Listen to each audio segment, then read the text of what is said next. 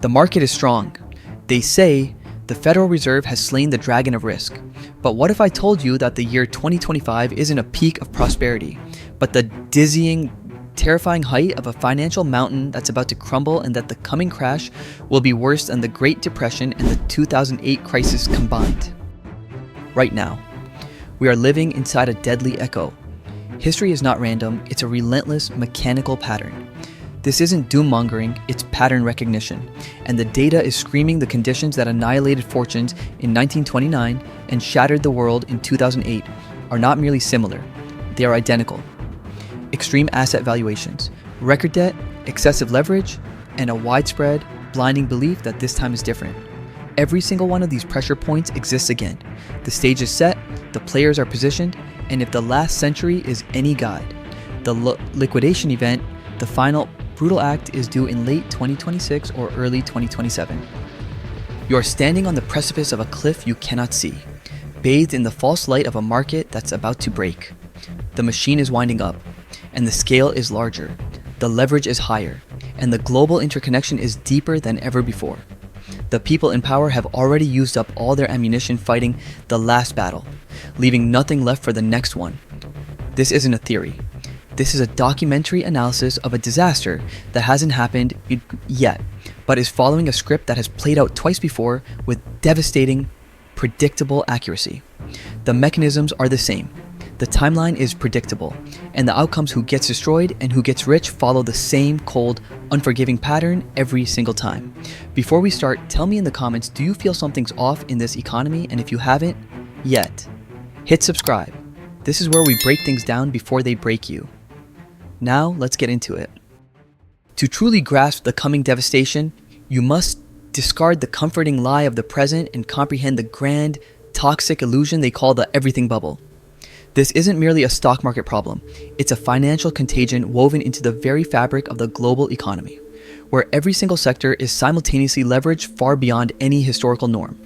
Consider the cold, hard math of the housing lie in 2006, right before the housing crash. The ratio of the median home price to the median household income peaked at 5.0. Today, in January 2025, with the median home price in America at $420,000, and the median household income at $75,000, that ratio stands at a shocking 5.6 to 1. This means housing is mathematically 87% overvalued relative to incomes. Next, look at the corporate time bomb. Non-financial corporate debt in the United States stands at $13.5 trillion, a staggering 72% of GDP. For context, before the 2007 crisis, that figure was only 43% of GDP. Corporations are now demonstrably more indebted than they were before the last collapse. But the true scale of the crisis is in the total burden government debt. $36 trillion, 120% of GDP corporate debt, already noted above consumer debt credit cards. Auto student loans over $17 trillion. Total debt in the UP야자지수's economy now exceeds an almost unbelievable $90 trillion, over 320% of GDP. Every sector is simultaneously leveraged beyond all historical sanity. This is the very definition of the everything bubble. The universal belief that asset prices will rise forever is rooted in one source, the Federal Reserve's implicit guarantee. For 15 years, since 2009, the Fed systematically trained investors to buy the dip by printing over $8 trillion from 2008 to 2022 and cutting interest rates to zero. This reckless conditioning created a moral hazard by eliminating the fear of risk through central bank intervention. However, their arsenal is now empty. The Fed fought the recent inflation by raising rates from 0% to 5.5%. In 18 months, the fastest increase in 40 years. This stopped inflation, but it created an impossible new problem. Higher rates make existing debt, corporate debt issued at 3%, now refinancing at 7%, mortgages at 3%, now at 7%, a crushing, unpayable burden. The Fed is trapped, rates too low, inflation returns rates too high, debt becomes unpayable. They have used all their tools and have nothing left for the next crisis. This is the setup: maximum valuations, maximum leverage, and a helpless central bank. The Fed is trapped, the leverage is maximum, and the stage is set, but how does this grand illusion shatter? Crashes are not moments of random chaos, they are the result of cold, mechanical processes that unfold in a predictable, brutal sequence of 5 phases. Phase 1. The initial shock projected. Early 2026. The first signal will be a sudden, sharp crack, a trigger event that causes markets to plunge violently, dropping 10-15% in a matter of days. Investors, conditioned by years of central bank bailouts, will interpret this as a buying opportunity, rushing to buy the dip. In 1929, this was October 24th, Black Thursday, when the market fell 11% in one day, only to be propped up temporarily by bankers. In 2008, the initial shock was the collapse of Bear Stearns in March, which the Fed swiftly averted with a bailout. In 2026, this shock will likely be a major bank failure or a wave of corporate defaults. The Federal Reserve will issue the customary, meaningless line. We are monitoring the situation. The financial system is strong. Confidence cracks, denial persists. Phase 2. The false recovery projected spring, 2026. The most deceptive phase, markets stabilize or even rise, convincing the public that the crisis is over. This can last 3 to 6 months. After Black Thursday in 1929, markets rebounded for a week, nearly reaching pre-crash levels. After Bear Stearns in 2008, markets stabilized through spring and summer, and analysts confidently called the bottom. But beneath this illusion, structural failures quietly spread. This sets up the real collapse. Phase 3. The cascade projected summer to fall, 2026. The mechanical horror show, the true crash. 1929, 3 years, 89%, 2008, 6 months, 57%. The 2026 cascade is projected to last 12, 18 months, producing a 50-70% decline. The mechanics unfold in 4 stages. Margin calls, leverage investors are forced to sell. Institutional redemptions funds sell assets to meet panicked withdrawals. Algorithmic overdrive high-frequency systems trigger stop-loss spirals, creating 10-30% gap-down days with no buyers. Credit-freeze banks stop lending, defaults surge and outdating, and the cycle accelerates. As $30 trillion evaporates from market value, recession becomes unavoidable. Consumers cut spending. Companies lay off workers. Unemployment rises from 4% to 9-10%.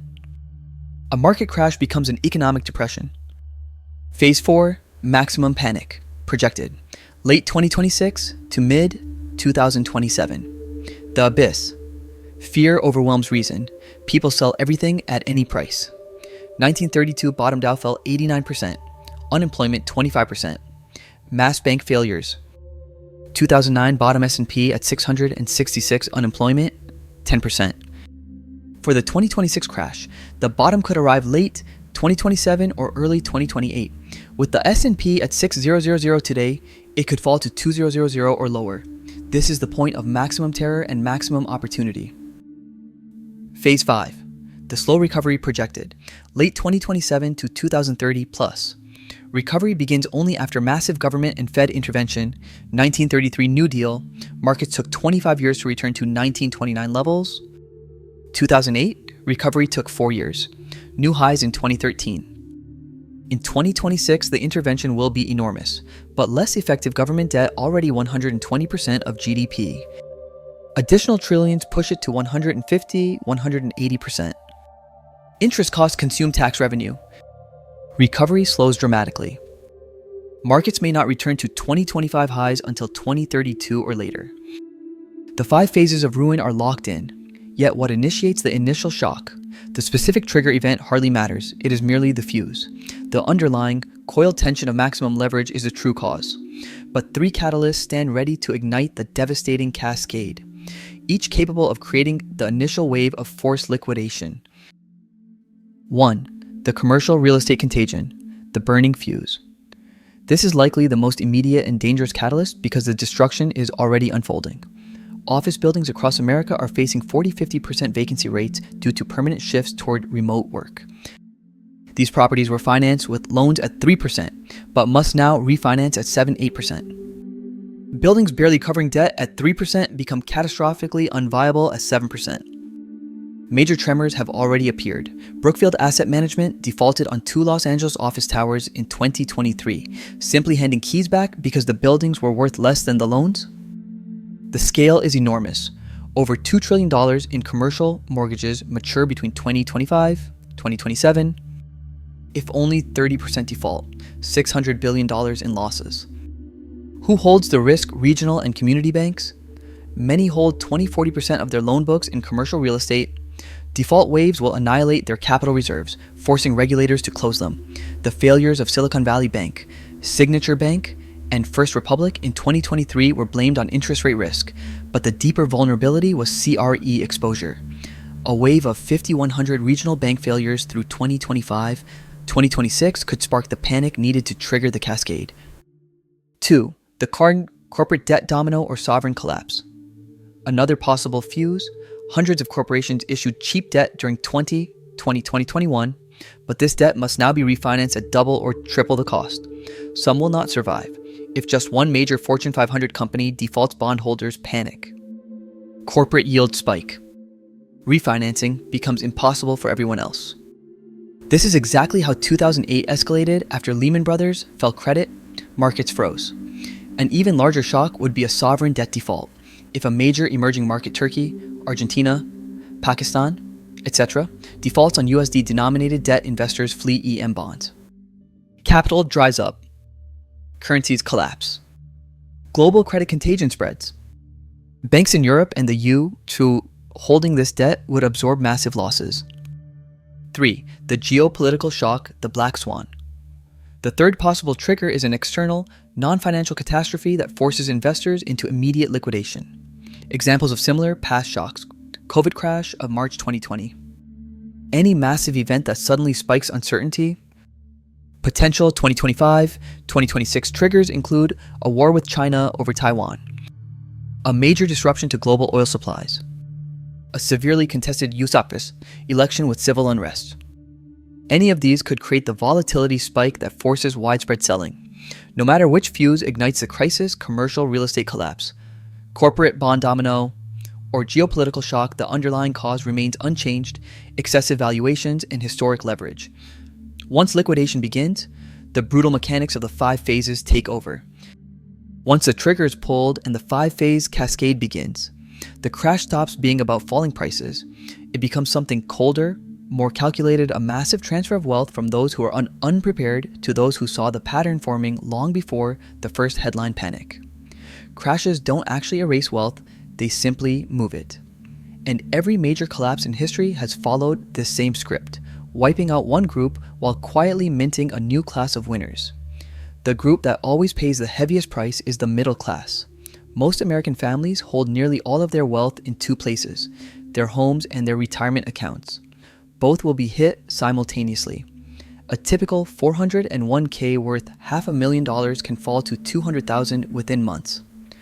A retiree entering 2026 with $800,000 saved a lifetime of sacrifices can watch decades of discipline disappear almost overnight.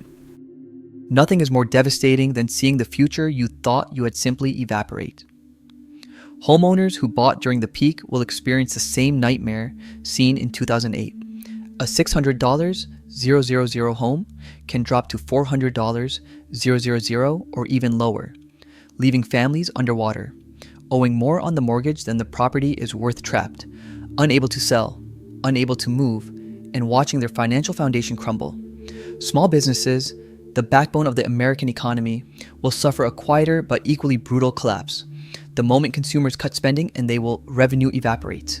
Rent becomes unpayable. Employees can't be kept. Loans can't be serviced. In the 2008 crash, 170,000 small businesses disappeared. The next downturn could easily surpass that. And when a small business fails, it's not just a company that dies. The owners often lose their savings, their collateralized homes, and the future they built from scratch. Leveraged investors, those who borrowed to invest in stocks or real estate, face the most violent end of all. Margin calls, forced liquidation, properties sold at rock bottom prices, debts that remain even after assets vanish. It is a financial guillotine that spares no one. But, as always, while one side is being destroyed, another side is preparing to seize the moment. Every crisis mints enormous fortunes for those who position themselves before the crash, not after. Cash holders become kings. When markets fall 50-60%, their cash remains untouched, giving them unbeatable buying power. They can pick up assets at 40 cents on the dollar. Warren Buffett alone is sitting on over $325 billion in liquidity, patiently waiting for this exact moment. Short sellers stand on the opposite end of panic. They bet against the most fragile sectors, commercial real estate, regional banks, debt-ridden corporations, and watch as a $50 stock collapses to $5, turning their conviction into a 10x gain. It's the same playbook used by Joseph Kennedy in 1929 and by John Paulson and Michael Burry in 2008. Then comes gold. After every crash, governments print trillions to restore the system. The dollar weakens. Gold strengthens. In 2008, it surged from $800 to $1.900. In the next crash, a move from $2.700 to over $5.000 isn't speculation, it's mathematics. And in the shadows, distressed asset buyers prepare for their feeding frenzy.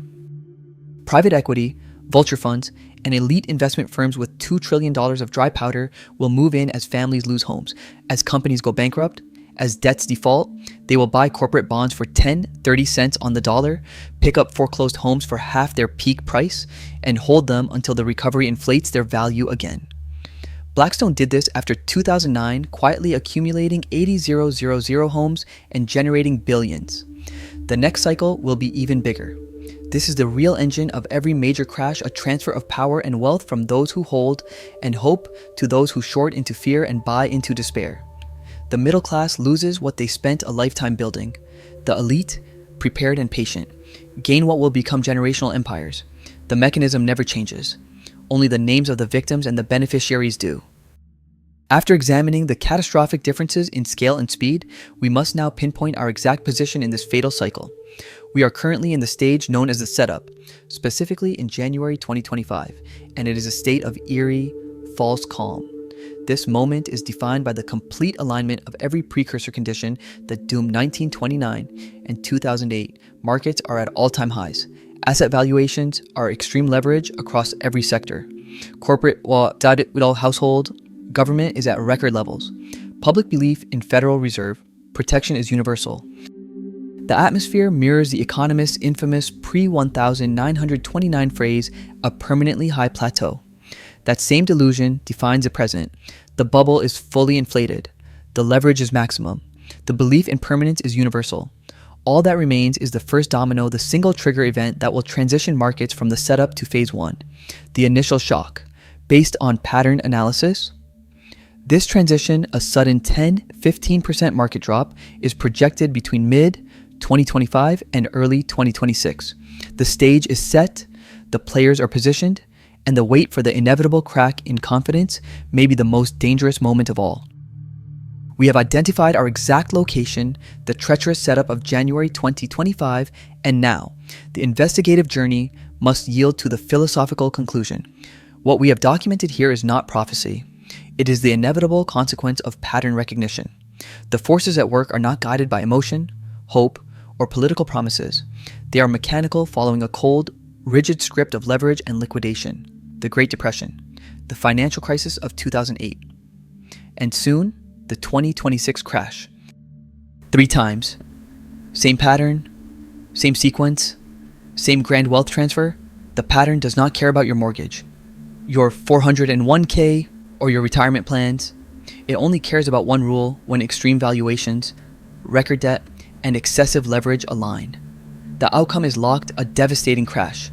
The pattern has been right twice before. And now, the setup is complete. The question is no longer will the pattern play out. The real question is, do you choose to ignore the pattern and hope this time is different? Or do you recognize it and position accordingly? History is clear. Those who understand the mechanical cycle survive and profit. Those who ignore it learn the pattern the hard way, often losing everything. History has never rewarded those who stood still. It has only ever favored those who recognized the pattern, understood the danger, and prepared before the storm arrived. Now the choice is yours. Will you be swept away by the cycle, or will you position yourself to rise above it? Will you let the market dictate your fate, or will you take control before the pattern unfolds? Start now. Arm yourself with knowledge. Share this video with the people you don't want to watch fall unprepared, because once the cycle begins, there are only 2 kinds of people left, those who are protected and those who are consumed. If you don't act now, history will act for you.